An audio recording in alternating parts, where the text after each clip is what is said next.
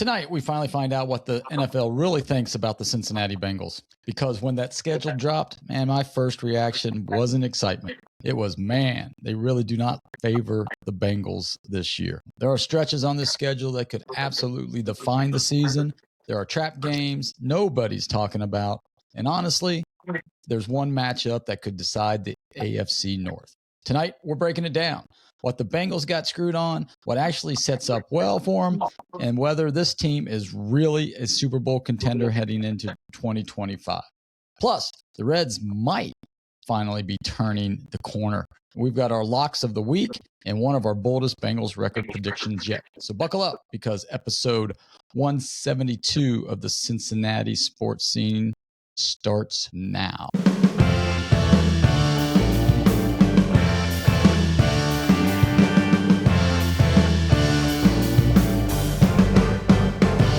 Welcome back to the Cincinnati Sports Scene podcast. I'm your host, Dave, along with Sam.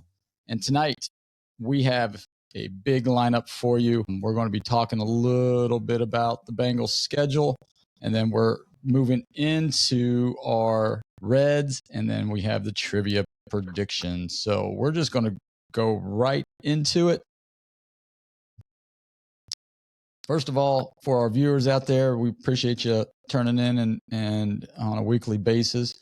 I want you to drop your record prediction for the Bengals right now in the comments if you can. Once you are finished watching this video, just drop them in the comments and let us know what you think the Bengals record is before any mini caps or anything like that.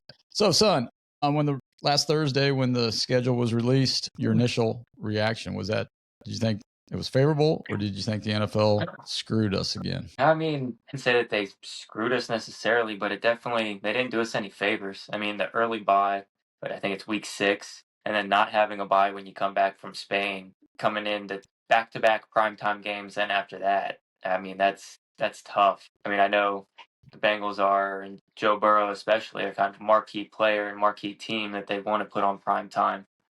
So, I mean, I'm not going to argue against them being on, 3 primetime games plus the Europe game. So really 4 primetime games. But I don't know, the overall just NFL schedule in general, there's too many standalone games now. I mean, got games every day of the week except for Tuesdays now. So that's only a matter of time. It's just oversaturation at this point, and it's kind of annoying. Just what happened to Sundays and Mondays and the occasional Thursday, it's just too much, too many international games. I made my feelings known about that last week. Still stand by those, even more so now that we don't have a bye on the return home. That's stupid. Of course, the first year in 8 years that we go across the pond is the first year where the NFL eliminates the rule, because previously they had asked teams if they would like the bye when they came back or at a different time, and it was up to the team. Now the NFL, of course, when the Bengals go overseas, now the NFL changes it, and they're just going to do whatever they want because, why wouldn't they? Right. So, I mean, that's going to be tough. That's probably, I know we'll get into it in a little bit, but that'll be our toughest stretch of the year, I think, as well. That 3-week Spain and then back-to-back primetime games. Yeah. I thought the NFL did the Bengals no favor at all. Yeah, I believe, even though, Vegas is high on the Bengals in the schedule, what I don't like is we only have one series of home games, back-to-back home games, and that is the last 2 games of the season. Yeah. We only have one home game in October. I think September and October each, we only have one home game. Right. Yeah. Yeah. And then we've got 3 games or 3 sets of 2 away games. I'll be right back. Yeah, in a row. And, so that, to me, I feel that looking at the schedule, you open up at home and then you go 2 on the road, then you get the home game, then you've got a road game, bye game, road game, then you're at home, then you go overseas, home. Yeah. So I just think that stretch I just don't think that they did us any favor at all. So, I think we might have a special guest coming to the show. No.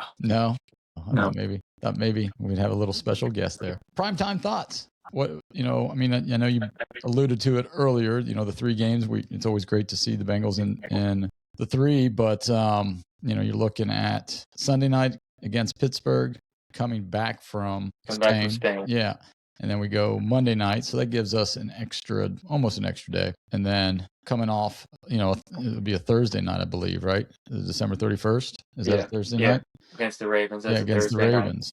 Night. So, they flipped it with the Ravens, instead of going to Baltimore and playing a Thursday night game, they're coming here, but New Year's Eve,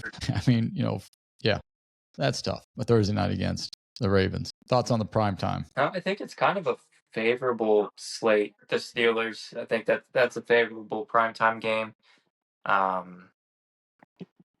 Ravens at home. Who's the Monday night against? Is that the Commanders? Yep, the Commanders. Yeah, that's right. Yeah, so against the Commanders. So I mean, that was a great Monday night game a couple years ago. That shootout at Paul Brown, but came out on the wrong side of that. I'm a bit concerned there because that's week 11, which the last time the Bengals played out there in Andover, week 11, Joe Burrow tore his ACL. So it's same exact week, same exact team. Hopefully we can get some more favorable, outcomes from our quarterback there from that respect. But I think the division will come down to that Thursday night game against Baltimore. I think that'll end up deciding the division. Well, that's what we're going to go into, the games of interest. So what is your must-win game on the schedule? If you had one game. It's that one, because I think that will determine the division. The Thursday night game? The Thursday night New Year's Eve game, yeah. That late into the season? Yeah, I mean, I wanted to pick an earlier one, but I think both teams will be sitting around the 10-11 win mark. And if the Bengals can win the first matchup, then they'd hold the tiebreaker. So, I mean, I think that game will be for the division. All right. I actually went week 2 just because, in your scenario, to get to that, they have to win week 2. Because we know we don't open well. We did last year. Well, last year was the first, but it didn't matter, right? Yeah. We've got the Tampa Bay Bucks. That's going to be a kind of a tough game, and then so we could, let's say, if we win the game against Tampa Bay, then we got to go to Houston, who has one of the best defenses. Yeah, it's just one of those things that if they don't win that game, I mean, they're 1-1. But if we lose the opener, and then we go into and we start out 0-2, and then we have to travel to Pittsburgh. I mean, we could be 0-3, and then we got Jacksonville. I mean, who's got another stout defense, and Trevor Lawrence, put the ball on the turf too many times. Last year in the whatever week 2 game, but I mean we could be looking at 3-1 or 0-4. It all depends, and I think week 2 is the pivotal game for me, must-win game for me. Trap game. You see any trap games on there? I mean, outside of the Cleveland games, those are always a trap game. Even if the Browns suck, it seems like we stand to lose against them at least once. I don't know that there's any other. See, we play the South. Yeah, I think the Dolphins. The Colts could be, in my opinion. Well, that could be. Just because of their quarterback situation, you might think, they don't have a quarterback, but I mean, their defense is pretty good, and they have some playmakers on offense. I mean, I would say that could be a trap game. Just Daniel Jones, he could have had 3 straight bad weeks. There could be a little controversy. Are they going with him, or if Richardson's still on the team, with Richardson or somebody else, they call him back Phillip Rivers, So that could be a game where maybe the Bengals would look ahead. So yeah, I think it might be the October 11th at Miami, because then the next week is the bye week. They might be looking ahead towards that bye, because after that is Baltimore at Baltimore. Yeah. Especially if they, beat Pittsburgh in Pittsburgh, they might be looking towards that Baltimore game a little bit. But yeah, I mean, I do like that Indianapolis game as well. So the next statement game, and I think you said your statement game already was the Thursday night game. And I tend to agree that needs to be the statement game, or the Kansas City game. If we come out and just blow them out of the water and make a statement there, I think that would be good. I think the Kansas City game would be what? We've lost 3 straight to them now. Yeah.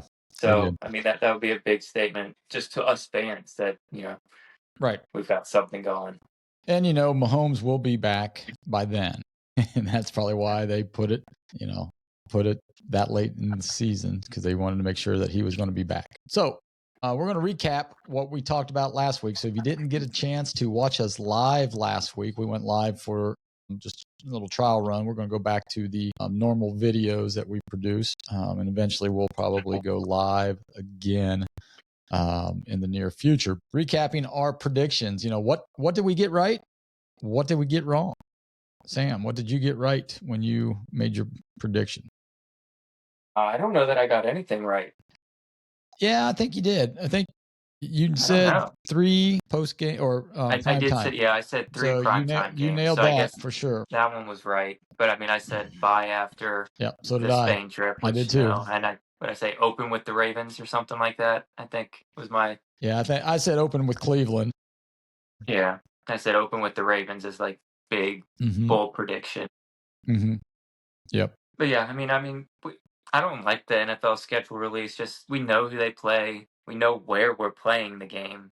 It's just the order, which it's just I don't. They want year-round eyeballs, and that's what it's about. That goes back to the oversaturation comment that I made. Yeah. That it's too much. And yeah, to just go back on that, and don't want to hark on it too much, but I read an article of just that, the oversaturation, where the Sunday games, where the excitement, you're watching that 1:00 window on Sunday, and there's like 4 or 5 games going on, and 2 or 3 of them are coming down to the last minute. You're checking, flipping back and forth, trying to see which is a good game before the 4:25 games start. We're not going to have a lot of that anymore with these standalone games. They're going to have 4 games in the 1 p.m. window and 2 or 3 in the 4. Yeah. Instead of 8 or 9 and then 4 or 5, Right. I mean, it's too much. I don't like it. It makes, it's, it's impeding on college athletics, college football, because college football was just Saturdays, right? I mean, when I was growing up, it was beautiful. College football, high school football was Friday night, college football was Saturday afternoons, and then boom, Sunday was NFL, and then Monday night, right? Monday night was the game, right? If you were on Monday night, man, if your team was on Monday night, it was the real deal. Now it's, colleges are playing on Tuesday nights, Wednesday nights, Thursdays, Fridays. Pros are now creeping in on that territory as well. And, it's just like you said, it's oversaturation, and it's to me, I don't want to say it's killing the game, but you're not looking, at least I don't look forward to games anymore. You're not going to look forward to any. You don't have, like imagine, you work all week and you're like, I'm going to watch UC Saturday, the Bengals on Sunday. And then it's like, no, Bengals are actually playing the Wednesday Brazil game this week. I know they're not this year, right, but you get what I'm saying. Yeah. And it's like, imagine you're a 49ers fan. You've got to watch them open the season in Australia at 2 a.m. on a Friday. Like, what? Yeah. Who is this for? Right. Like, who are we catering this to? You're catering to the TV companies. You're catering to the What TV company? It's in Australia. Nobody in the U.S. is watching the game. Who are you catering to? Well, what I'm saying is, it's like who's ever broadcasting that game. It's the execs. It's the execs over in Australia. It's these big businesses in Australia. They're catering to that so that they will pump money into the NFL greed machine. That's exactly what it's about. And yeah, it's horrible. It's like we've lost sight of why, the average fan like you and I, it's tough to fork out the money to go see the Bengals play for one game. You can't. No. I mean, if we want to buy, a ticket of 5 for our family, 5 tickets, that's, $500 minimum. Right. If you're probably closer to 1,000 if you actually want to be able to see the football. Right. Right. And it's just, it's becoming, I don't know. And I think this is why the NFL is doing, their broadcasts, the games that they are broadcasting, I enjoy watching them more so than going to the game. Yeah, it's, it might be the only sport where it's better on TV than actually at the game. Right. Exactly. Maybe basketball too, just because of the nosebleeds, it's tougher to see. But baseball and soccer in person are 100% better. Yes, so much, not even close. Yeah, and so kudos to the NFL for that. I mean, when I was younger, I always wanted to go to the, Bengals game when it was snowing and stuff. And now that I'm old, I don't want to be out in the snow. Having been to a Bengals game in the snow, Bengals at Cleveland when both teams sucked in the snow, half empty stadium. No, thank you. No. All right, let's wrap this segment up here with the final win-loss prediction real quick. I know later in the year, once we get closer to the season, probably the week before the season, we will definitely go by each week to say which is, are they going to win, they're going to lose, those kind of things. But right now, what's your guess? Looking at it right now, I'm going to go with 11-6. 11-6, huh? Vegas is what, 15-2? Is that what they said? I think they said 15. That would be insane if they said that. I think I read somewhere that it was 15-2 or 14-3. I mean, it was. Wow. Yeah. So does Vegas know something we don't know? I mean, right. Is Sexy Dexy the thing that's in Brian Cook? Are those the things that's going to put us there? Should I be bold and say I like Vegas's prediction? Yeah. But the problem is, we could lose those first two games, and then we'd have to rattle off 15 in a row, which they could do. But I'm going to right now. I'm going to say. Did you say 11-6? I said 11-6. Yeah. All right. I don't want to. I'll go 12-5. I'll just do that right now, just to be different instead of 11-6. All right. Now that we have that, let us know in the comments, what game will define the Bengals season in your eyes. So that way, just put it down, and then we can move on to the Reds here. And let's talk a little bit about the Ohio Cup. The question: does the Reds versus Guardians feel like Ohio's best rivalry? I mean, it's no. You're going to say yes, or you're going to say it was the only.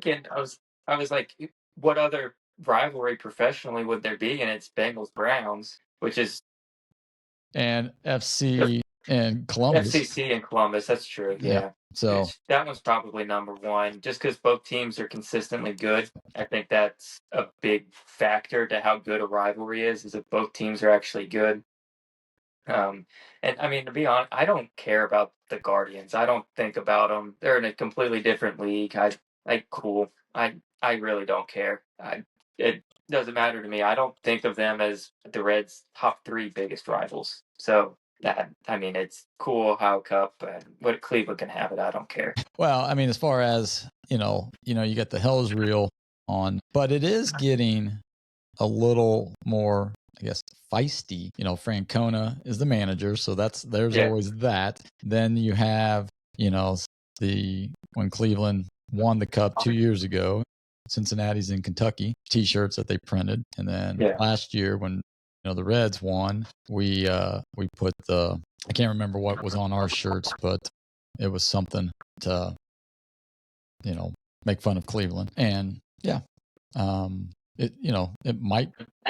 I don't think it supersedes the hell is real by any means. And Bengals Browns, I mean, you get the Bengals Browns rivalry getting good, and then you get the Reds Cleveland rivalry, getting good, and you like that Cincinnati Cleveland type of thing. Yeah. Because Cleveland. I mean, the back and forth it's fun, it's good. Yeah. I mean, nobody takes it too seriously, which is a plus, especially in today's age. I mean, the Cincinnati's in Kentucky. It's like, all right, cool, I guess. Like, it's trying to be funny. Our river/lake didn't catch on fire, but whatever. I mean, Cincinnati is like a third of it is pretty much Kentucky with Northern Kentucky anyways. That's where I'm at now. Right. So, I mean, it's everybody here is Cincinnati adjacent. But yeah, I mean, most Cincinnatians would probably even say, that's not really an insult to say Cincinnati's in Kentucky. Right. I mean, our airport is in Kentucky. Right. It's not really the burn that people from Cleveland think it is. No.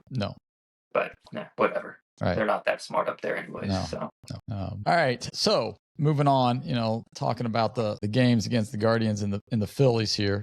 They just took the series from the Phillies 2-1. Probably should have been 3. Should have swept them. Bullpen. To me, I think that's our biggest concern right now is the bullpen. I mean, you sent a stat to me the other day. Yeah. I want to go ahead and share that one. Yeah, what was it? It was our 9th inning ERA. Yeah, or was it the 9th inning ERA It was the or 9th inning. It was let's see the here. Yeah, 9th inning ERA. Yeah, 9th inning ERA. Month of May. Had everybody was listed. Reds were dead last. I think the ERA was over 7. 7.65. 7.65 ERA in the 9th inning. So I mean, they're giving up a run every 9th inning. Mm-hmm. Which, when you're playing a lot of close games like the Reds do, it's not great. Nope. Now, the other stat was, we had the second best earned run average pitching wise in the month of April, and it went to our 20 whatever or 19-11 record or whatever it was in the month of April and March, and then here in May, our team pitching ERAs up there around, I think it was at 7 mark, just because of the bullpen and our starters not going deep, all but Burns. All but Burns, yeah. Abbott is, pitching a lot better. I think he's found he pitched something. Pretty well today. He did. I thought he pitched well today. He did. And that's 3 or 4 in a row that he's rounding back to form, which I think is good. I think maybe being the opening day starter and going up against number ones, I don't, Yeah, maybe it's a little bit intimidating for him. Or that he has to try to make perfect pitches, and I think that's more of it. He's seen now for 3 years he doesn't have the best run support. Although his rookie year he got great run support. He did.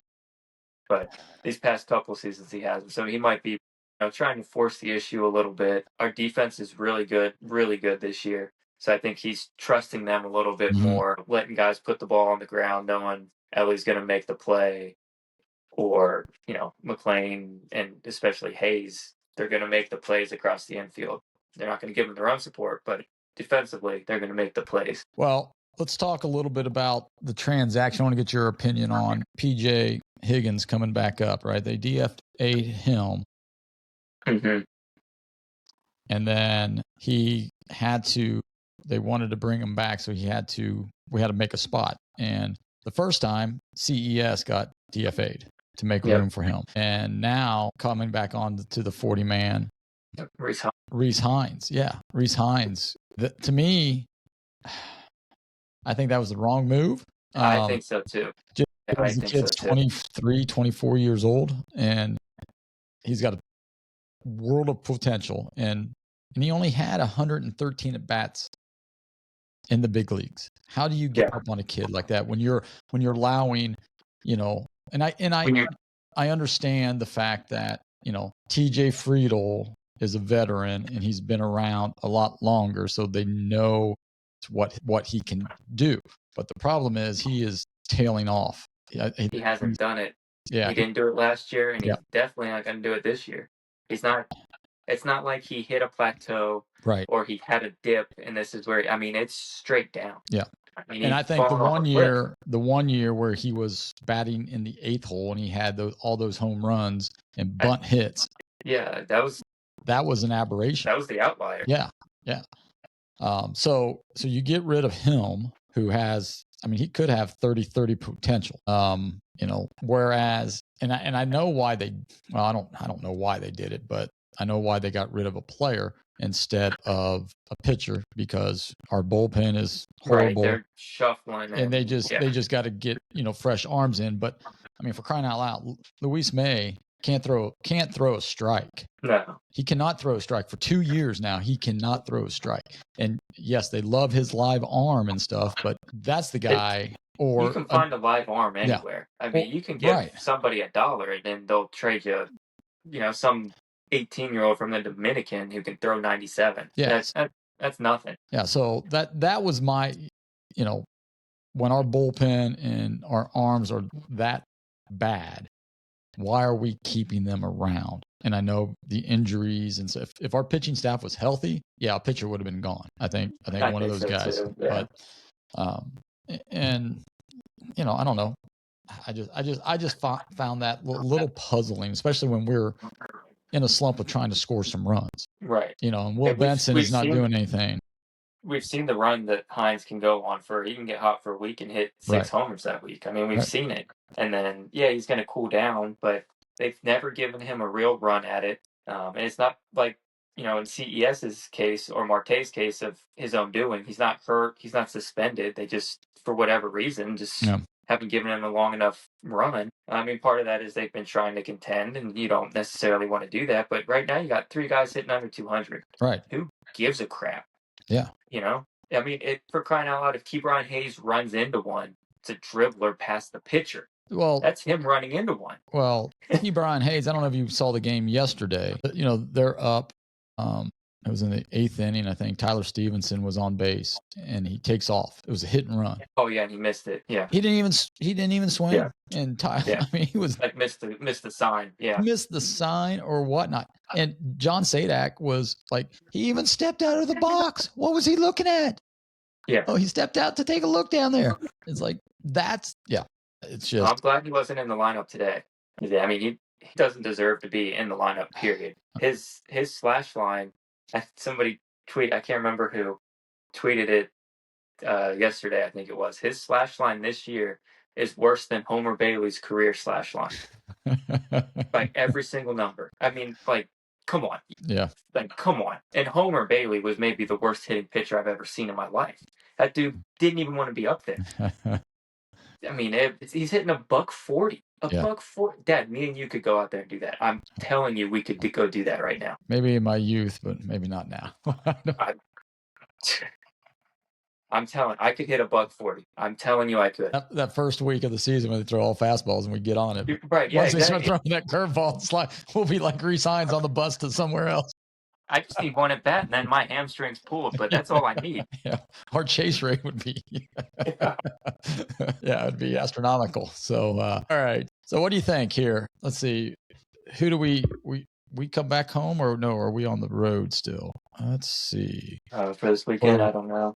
No, we're back home because they're here for the taste. So, St. Louis on Friday. So that's a big series here. We got St. Louis, and then we go to the Mets, and then Atlanta to wrap it up. All right, just win games against the division, please. Please. I mean, if we can go, 6-3, I'd be tickled pink with that.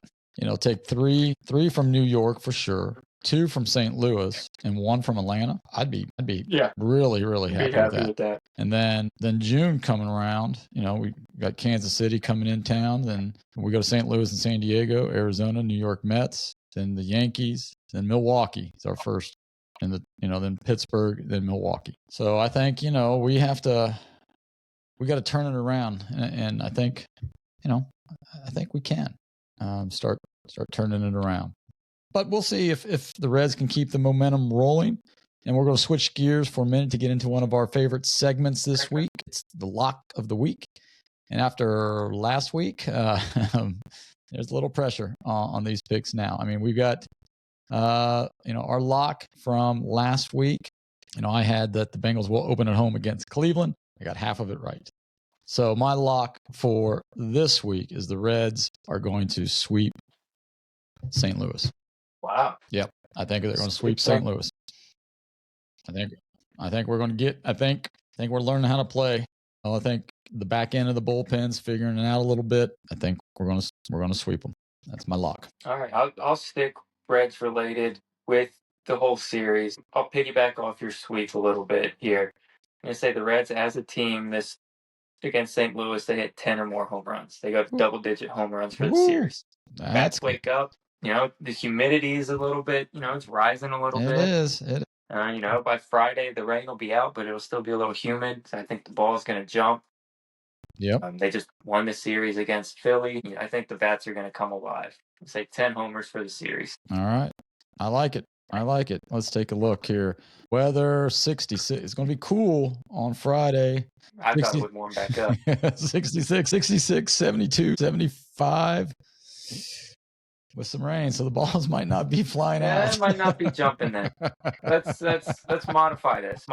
At least I'll say this: they will have multiple home runs in each game. Okay, there you go. We'll go there. So that leaves that they could have 6. 6. Yep. 6 or more. Six or more. Multiple in each game. All right, I like that because if they do that, they're probably going. They should be winning. They should be sweeping. All right, we had our trivia last week, and we're moving on into our trivia. If you want to play along, you can do couple of different ways. One, you can email us at CincySportsScene@yahoo.com with your answer. Or if you have a question that you think might stump us or you would like for us to read on air, please email us that. Or you can DM us on Instagram or X at Cincy Sports Scene. So you want to recap yours real quick from last week? So mine was the Reds scoreboard stumper from when I went to the game against the Astros. It was since 2004 players have made their major league debut and only played for one franchise and had at least 2,000 hits. You got 3 of them, Votto, Altuve, and Joe Mauer. The fourth one you did not get was Yadier Molina. Yadier Molina was the fourth. Right. All right. So mine is little Reds trivia for you. Name the only 2 Reds rookies to have 12 home runs in the first 50 games of the season. 12 in the season, not of their career, right? Or of their season, because the first name was Aquino, but that was later in the year, so that's probably not going to count. First 50 games of the season. And they're rookies. Jay Bruce got called up too late. These guys are probably going to start the season up. If you know it, want to help Sam out, drop it in the comments. I'm not. I mean, Sal didn't do it this year, did he? He doesn't have 12. He just hit his 12th one today. Did he? So, okay. Yeah, so that was. Okay. Yeah, so Sal Stewart so joins one other guy. He just joined somebody. Okay. How recent was this one? You don't have to give me a year, just not my recent. lifetime? No. No? Okay. It's rookie. About Eric Davis. No. Hall of Famer. Bench? You probably, a lot of Cincinnati people think of him when they talk about him, but I would say the majority of people do not think that him. Frank Robinson then? Frank Robinson, yeah. Frank Robinson, okay. Yeah, Frank Robinson is the other one. So there you have it. And that wraps up our show. But before we go, we do want you to leave your Bengals record prediction, their biggest game on the schedule. And then are the Reds starting to turn the corner? Or was that just, they were just rounding third and, making a pit stop somewhere along the line? So go ahead, leave it in the comments. If you like the show, go ahead and hit that like and subscribe. It really helps out our show. And then, leave us a comment or give us a trivia question.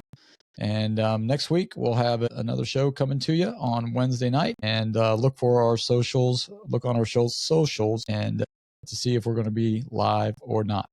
So until then, everybody, take care.